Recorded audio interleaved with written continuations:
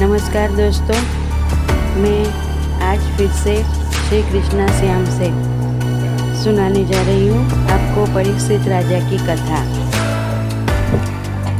परीक्षित राजा ने उन सभी यथोचित ऋषियों का समयानुकूल सत्कार करके उन्हें आसन दिया, उनके चरणों की वंदना की और कहा, यह मेरा परम सौभाग्य है कि आप जैसा देवता तुल्य ऋषियों के दर्शन मुझे प्राप्त हुए। मैंने सत्ता के मद में चूर होकर परम तेजस्वी ब्राह्मण के प्रति अपराध किया है, फिर भी आप लोगों ने मुझे दर्शन देने के लिए यहाँ तक आने का कष्ट किया। यह आप लोगों की महानता है। मेरी इच्छा है कि मैं अपने जीवन के शेष 7 दिन का सदुपयोग कर ज्ञान प्राप्ति और भगवत भक्ति में करूं।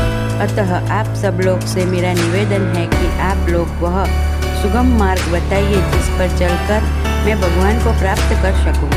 राजा परीक्षित के वचन को सुनकर सभी अत्यंत प्रसन्न हुए और यथा योग्य उनकी इच्छा को पूर्ण करने का निश्चय कर लिया।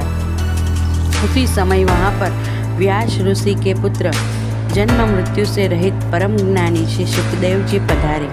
समस्त ऋषियों सहित राजा परीक्षित उनके सम्मान में उठकर खड़े हो गए और उन्हें प्रणाम किया।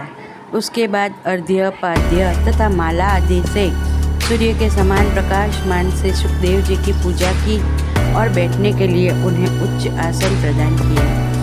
उनके बैठने के बाद अन्य ऋषि भी अपने अपने आसन पर बैठ गए। सभी के आसन ग्रहण करने के पश्चात राजा परीक्षित ने मधुर वाणी में कहा, हे ब्रह्मरूप योगेश्वर, हे महाभाग, भगवान नारायण के सन्मुख आने से जिस प्रकार दैत्य भाग जाते हैं, उसी प्रकार आपके पधारने से महान पाप भी अविलंब भाग खड़े होते हैं। आप जैसे योगेश्वर के दर्शन अत्यंत दुर्लभ है, पर आपने स्वयं मेरी मृत्यु के समय पधार कर मुझ पापी को दर्शन देकर मुझे मेरे संपूर्ण पापों से मुक्त कर दिया है। आप योगियों के भी योगी हैं और गुरुओं के भी गुरु।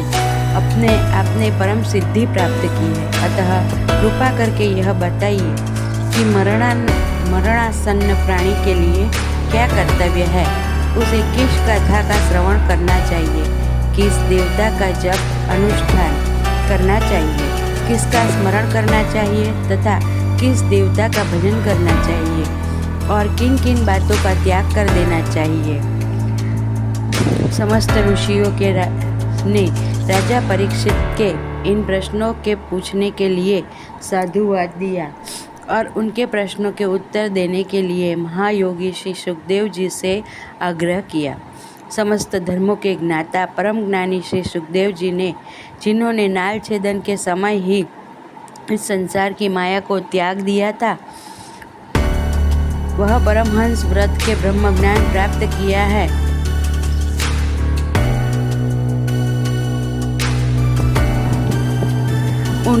उनके प्रश्नों का उत्तर देने के लिए तैयार हो गए।